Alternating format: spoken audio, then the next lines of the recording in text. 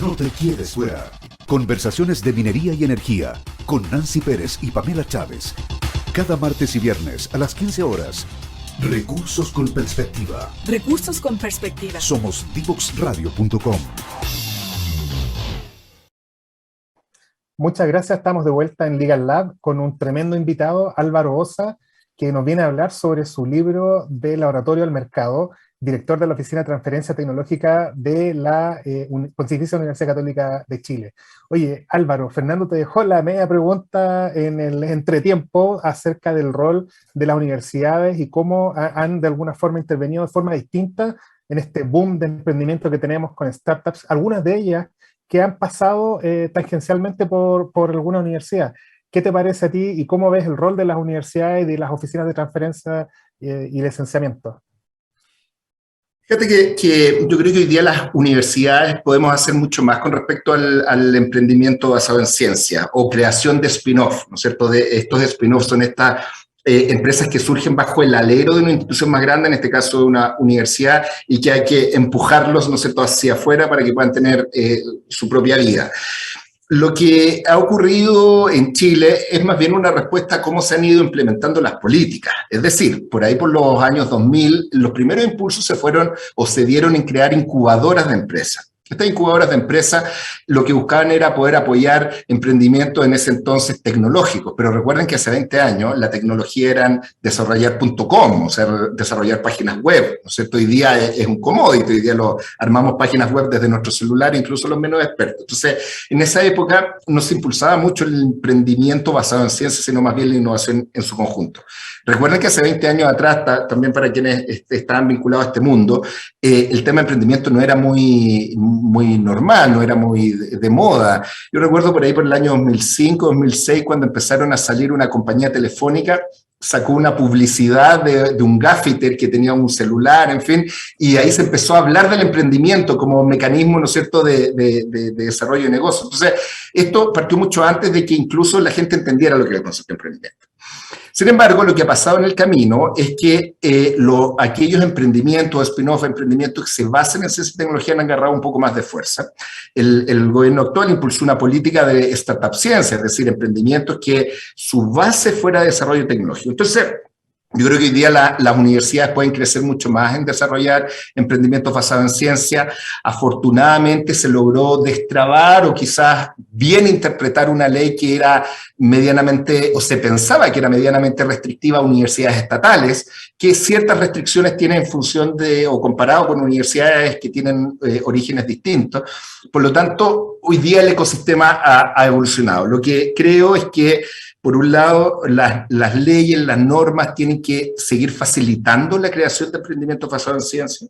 Las universidades tienen que generar sus normas internas de tal manera de impulsar a que sus académicos se involucren en materias de innovación basada en ciencia y en emprendimiento en particular. Y por otro lado, el Estado, por supuesto, desde mi punto de vista, tiene que seguir apoyando, porque creo que el Estado debe apoyar el emprendimiento, la innovación en la cadena completa, con mayor o menor intensidad, pero en la cadena completa. No debe subsidiar solo una parte, sino más bien en la cadena completa. Así que yo creo que las universidades tenemos mucho espacio por crecer para desarrollar emprendimientos basados en ciencia.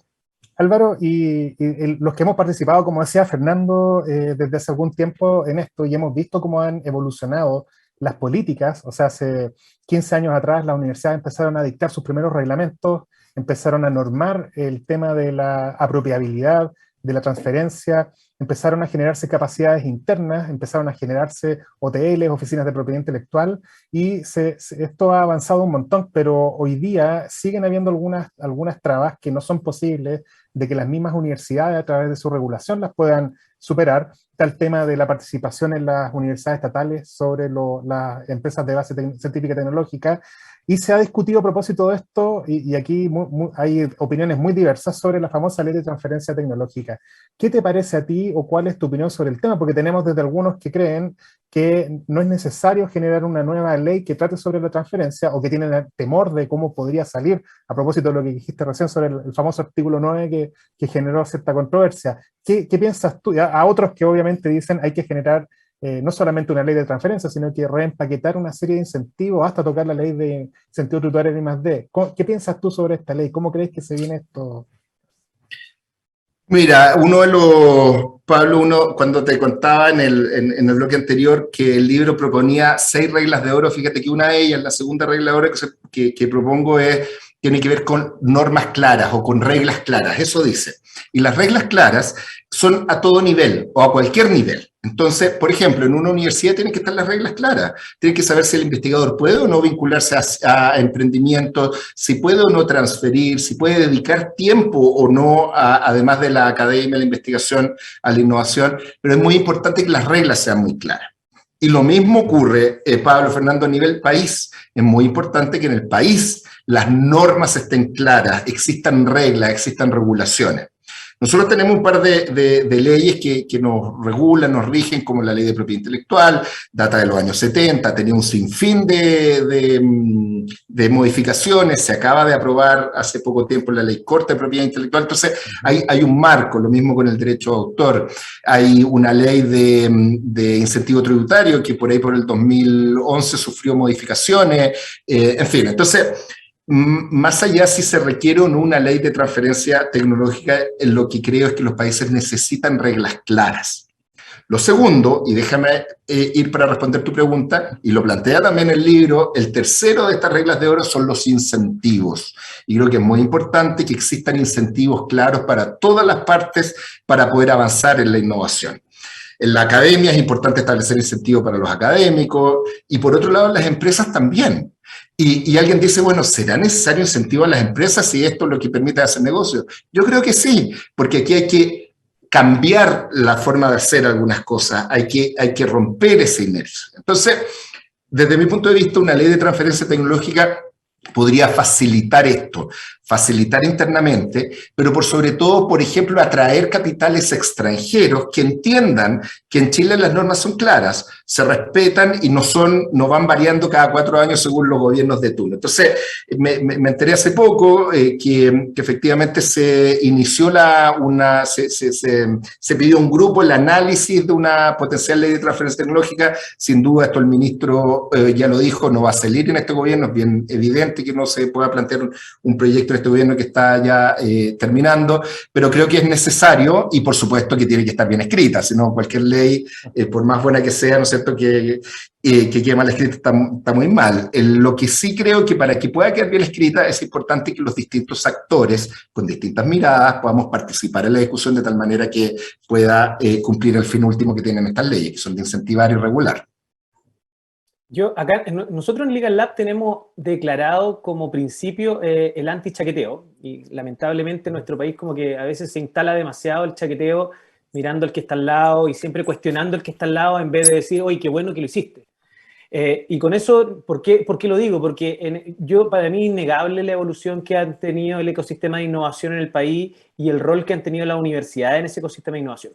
No digo que sea perfecto, no digo que ya las universidades cumplieron su ciclo, sino muy por el contrario, todavía quedan muchos desafíos.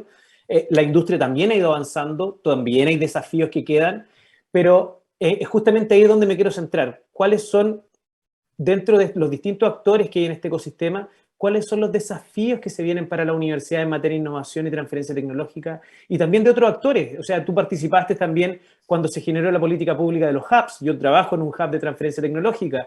¿Cuál es el rol que tú también ves en el futuro, o cómo se han instalado estos hubs de transferencia tecnológica y el rol que van a tener también en el futuro en este ecosistema que cada vez va evolucionando más rápido? Bueno, yo creo que una de las grandes cosas, y déjame partir por las cosas que lo hemos hecho muy bien como país, por un lado, todo el tema de crear un ecosistema de innovación y emprendimiento, así lo hemos hecho muy bien. O sea, lo que te decía que antes no sabíamos lo que era emprendimiento, que era innovación, y siempre cuento que el otro día vi un camioncito que decía, aquí va tu próxima innovación, y leí, era una empresa de banquetería. O sea, todavía la innovación es un elemento más bien de marketing, de publicidad, y lo digo desde el buen sentido, porque hace 15 años atrás nadie hablaba de estos temas, entonces hemos evolucionado. Yo creo que hablar de innovación, hablar de emprendimiento, hoy día la pandemia nos permitió acercar a la ciudadanía los temas de ciencia y tecnología. Hasta antes de la pandemia pensaban que la ciencia y la tecnología era más bien un problema de un sindicato de investigadores en sus laboratorios. Y hoy día no. Hoy día lo que la pandemia nos ha puesto en evidencia es que la ciencia es la que nos está permitiendo estar cada día más cerca del fin de esta pandemia. Por lo tanto, en ese sentido yo creo que lo hemos hecho muy bien. ¿Qué cosas todavía faltan? Hay algunas cosas sin duda. Yo creo que el tema del mayor involucramiento del sector privado, y eso no es culpa solo de un sector privado que no quiere meterse, sino tiene que ver con lo que hablábamos hace un rato con Pablo, reglas claras, incentivos, por supuesto también mirada de largo plazo, de entender que los recursos, las materias primas se acaban, que llega un minuto, ¿no es cierto?, en que hay que pensar en recursos, en otro tipo de recursos renovables, etc. Entonces yo creo que una de las grandes deudas que tenemos es como el sector privado se involucra más. Hago un paréntesis ahí, uno de los factores que nos va a permitir entender que esto es posible son los casos de éxito. Y ya hemos tenido 2 unicornios, 3 sí que pudiéramos incorporar a la cadena a Crystal Lagoons. Y lo que va a ocurrir, yo lo he dicho varias veces, en los próximos 10 años, de aquí al 2030, van a surgir muchos nuevos unicornios. Y eso va a permitir que las empresas entonces sepan y entiendan que esto es posible y avancen. Por otro lado, otra de las cosas que se requieren es que, sin duda, las universidades hemos avanzado mucho en esta última década, pero tenemos que entender que el diálogo con las empresas, 1, tiene que ser más fluido, 2, no es una cosa prohibida, los malos diálogos son los malos, son las cosas prohibidas, pero los diálogos, los buenos diálogos, los buenos fines, ¿no es cierto?, son necesarios. Y por otro lado tenemos que entender los tiempos de la industria. La academia tenemos tiempos lentos, tenemos otras prioridades, creemos que vincularnos con la industria es como responder un informe. Entonces, yo te diría que es otro de los desafíos, que las universidades entendamos que debemos movernos a ritmos distintos. Y finalmente, Fernando, creo que el sector público tiene que seguir dando un apoyo sistemático y sostenido a estas materias. Si bien es cierto, si hacemos un análisis, ha sido más o menos así en los últimos 4 periodos o 5 periodos de gobierno, pero varios de nosotros hemos tenido que estar ahí cada 4 años recordándole a las nuevas autoridades que debemos tener políticas de continuidad. Y es por eso que las políticas se han continuado, no es que haya habido un absoluto convencimiento de las nuevas autoridades de turno. Entonces, si bien es cierto, lo hemos logrado, ha sido mucho esfuerzo. Y yo confío que las próximas autoridades ya entiendan que la ciencia y la tecnología es parte de las prioridades y por lo tanto puedan establecer estas políticas más bien de largo plazo. Oye, Álvaro, y yendo ya a una comparativa que quizás es un poco odiosa con las universidades de Latinoamérica, acaba de aparecer nuevamente el ranking de Shanghai y que hace estos rankings, te insisto, un poco odioso a lo mejor, pero son comparaciones. ¿Dónde crees tú que le falta a la política pública pegarle algunos apretes de tuercas para que nuestras universidades puedan destacarse desde el punto de vista de la labor que hacen en I+D? Bueno, en el ranking QS, que entiendo que es el que tú planteas, efectivamente ahí está, hay algunas unas universidades que están liderando, la Universidad Católica está liderando esa materia, y hay otro ranking que es el de Shanghai, que plantea dentro de este grupo de universidades que hay algunas, ¿no es cierto?, chilenas que están en el top, la Universidad de Chile, la Universidad de Concepción, en fin, la Universidad Andrés Bello. Entonces, por supuesto, los rankings tienen unidades de medida y dependiendo de cuál tomas a conveniencia, siempre el que lo nombra es el cual elige el ranking que está mejor posicionado, ¿no es cierto? Pero más allá de esa anécdota, una de las cosas en las que estamos débiles como universidades es lo que conversábamos, esta vinculación con el sector privado. Yo creo que ahí hay que facilitar esos procesos. ¿Cómo lo facilitamos? Yo creo que es muy importante poner incentivos para que eso ocurra. Muchos incentivos para que ocurra ese diálogo. Por otro lado, tenemos que generar confianzas. Fíjate que quienes estamos vinculados a la transferencia tecnológica, lo que hacemos más bien vender confianza, es hacer promesas de algo que eventualmente va a funcionar en el futuro. Por lo tanto, es muy importante generar esas aproximaciones, esas confianzas. Yo te diría que el último factor, Pablo, que a mí me parece que puede ser una forma concreta, es que mayor cantidad de doctores, de doctorandos, gente que haya terminado su doctorado, se involucre en la industria. ¿Por qué eso? Porque es gente que tiene la sensibilidad de la ciencia y la tecnología, que va a poder tener contrapartes de diálogo entre la academia y la industria, por lo tanto debiese facilitar las conversiones. Es una política que no ha funcionado en el país, la inserción de doctores en la industria no ha sido exitosa, se están evaluando, digamos, por qué, pero yo te diría que ahí hay una gran deuda y eso nos podría facilitar mucho el diálogo entre la academia y la empresa. Álvaro, ya nos queda la última pregunta y estamos cerrando y quiero darte la oportunidad también para que tú mismo invites a nuestros auditores por qué y quiénes deberían comprar el libro. El libro del Laboratorio del Mercado lo que busca es ser una guía, mostrar una suerte de camino, ¿no es cierto?, de cómo desarrollar esta innovación basada en ciencia. Está orientado fuertemente a emprendedores científicos, a académicos, a gente que quiera entender cómo llevar a cabo sus proyectos basados en ciencia. Por otro lado, tiene un fuerte énfasis en quienes gestionamos esto, quienes gestionamos la transferencia tecnológica desde universidades, desde el Estado, y también desde las empresas, los gestores de innovación, los gerentes de innovación, en fin, pueden ser una muy buena guía. Yo diría que además, ya que está en un lenguaje simple, es para la gente que en general que esté interesado por los temas de innovación, interesado por los temas de emprendimiento, y que lo que espero es que les guste. Álvaro, y bueno, nuestra invitación final es a nuestros auditores a comprar tu libro, al menos con Fernando ya lo tenemos, en algún momento que se pueda te vamos a pedir la dedicatoria. También está disponible para los que son fanáticos del Kindle para bajar en Amazon, así que espectacular también. Y bueno, pues no me queda más que darte las gracias en el nombre mío, de nuestra radio, D-Box Radio, de nuestro programa Legal Lab.